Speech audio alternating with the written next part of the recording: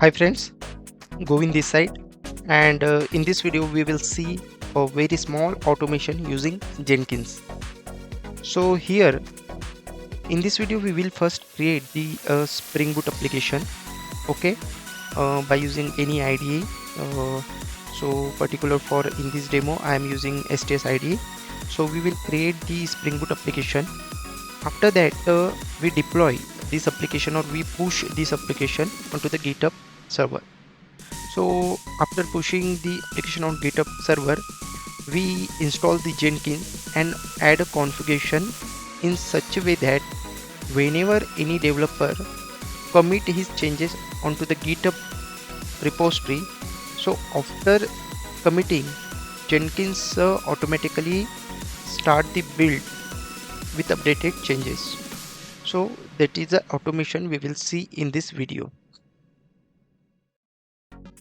Developer made any changes in the local system and commit his changes.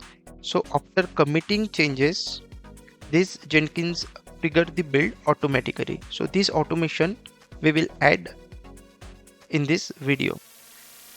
So our step-by-step approach to achieve this is like, first we will create the hello world in STS, then create public repository on GitHub and push STS changes.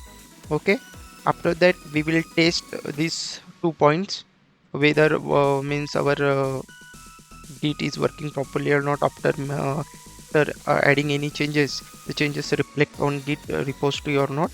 This everything we tested here. Okay, once this is working fine, after that we install Jenkins and add configuration in it, so that after on each commit the build trigger automatically by Jenkins.